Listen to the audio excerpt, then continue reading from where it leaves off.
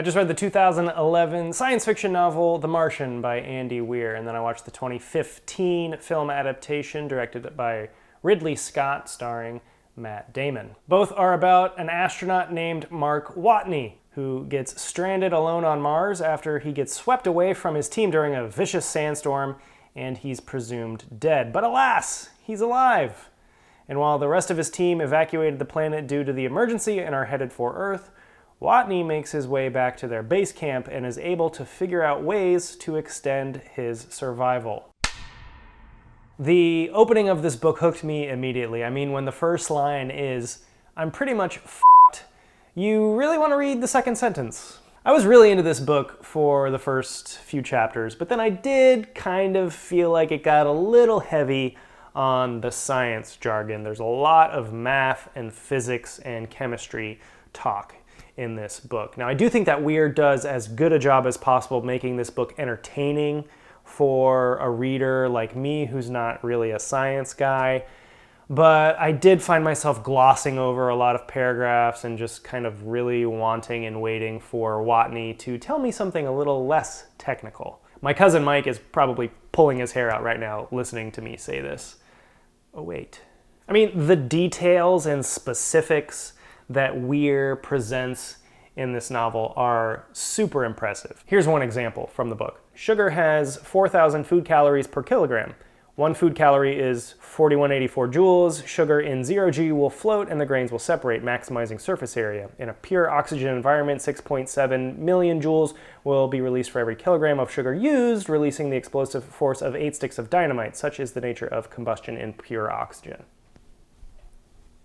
Now, who is the author Andy Weir? Now, according to his Wikipedia page, his father was a physicist and his mother was an electrical engineer. He grew up reading classic science fiction by Arthur C. Clarke and Isaac Asimov. He began working as a computer programmer when he was just 15. He studied computer science at the University of California, San Diego, and he worked as a programmer for several software companies and worked on video games. So, a really smart guy, knows his science, but he's also really funny. Watney's character injects a ton of humor into this book. Maybe a little bit too much at times. I did find myself thinking, okay, but I mean, there was one part where he finally gets the ability to communicate with NASA via computer, and he says, "Look, a pair of boobs," which made me laugh out loud when I was reading it. And that part didn't make it into the movie, which really upset me. I love stories about the human will to survive, the unbelievable lengths that we will go to keep going, and the incredible ingenuity that we're capable of when we set our minds to something. And The Martian is a great example of this, even though it's fictional and totally made up. However, it did remind me of another book that I read a few years ago about a true story called Endurance, about Shackleton and his incredible voyage in the Arctic. I also can't help but get emotional when I read or think about human beings going out of their way above and beyond to help other human beings. And that's what this book is about as well, because as interesting as what Watney is capable of doing by himself alone on Mars with limited resources, the other half of this book takes place on Earth and with the people at NASA who are desperately trying to figure out ways of saving him. And the fact that they spend millions or billions of dollars just to save this one guy, I'm getting teary-eyed just thinking about it, because we as humans care about each other so much that we're willing to spend billions of dollars and risk our own lives and the lives of others just to save one person in distress who needs our help, because that's who we are as humans. The film captures that tone of the book pretty well. The Martian landscape looks amazing, the pacing is on point, and Matt Damon as Mark Watney is fantastic. This might be my favorite role of Matt Damon's. He is really funny in it, although I did find myself missing a little bit of that Watney humor from the book and the film. I think they could have added a little bit more jokes. The movie is a pretty accurate adaptation. I will say that there's a few minor differences and some bigger ones. I think there's 2 major differences in the movie. I'll get to those two major differences in a second, but there is a big part of the book that involves Watney and his ability to communicate with NASA. So there's a part in the book where he's drilling and he fries Pathfinder, which eliminates his ability to communicate with NASA. And that leads to a huge sense of demoralization and isolation right before he goes on a long journey in the rover across Mars.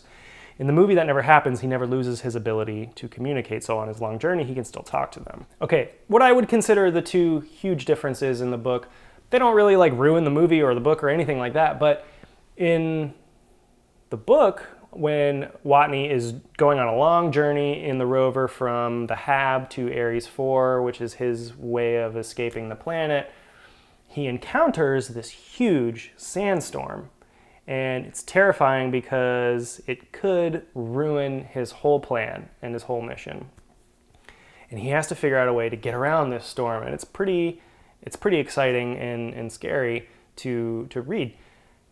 There is no sandstorm. He never encounters that in the film. He also flips his rover at one point and has to flip it back over. That doesn't make it into the movie either. So his whole journey from the Hab to Ares 4 in the book, there's a lot more obstacles he has to overcome, and it doesn't happen in the movie. It's a much easier journey in the film. The movie also makes a significant change to the climax moment of the story. Now, in the book, once Watney gets out of the Martian atmosphere into space, he is rescued, physically grabbed by Beck, one of the crew members of the ship. Now, in the film, he's rescued by Commander Lewis. Also in the book, he never leaves the cockpit of the MAV. He never does this Iron Man type maneuver with his hands to propel himself through space. There's actually a moment in the book where he talks about that. He brings it up as an idea of something maybe he could do, and it's pretty quickly put down as being really stupid and that it'll never work. But he does it in the film. I would say it does make for a more dramatic moment. It's a little bit more exciting the way they do it in the film, and it does give Commander Lewis, who's a big character, it does give her that hero moment in the film that she doesn't quite get in the book. All right, so this was a pretty tough decision. I came really close to saying that they were equal because the movie is just so well done and Matt Damon is so great in it. But I did, like I said, miss a little bit of the humor from the book, and the book, you really should give the tie to the book in these cases because it's the original and all that. The book is great, a little science-y for my taste, but I still really enjoyed it. It's a fun read, so very close. Great movie, great book. I'll give the edge to the novel by Andy Weir. Anyway, what'd you think? Have you read the book, seen the movie? Let me know your thoughts in the comments below.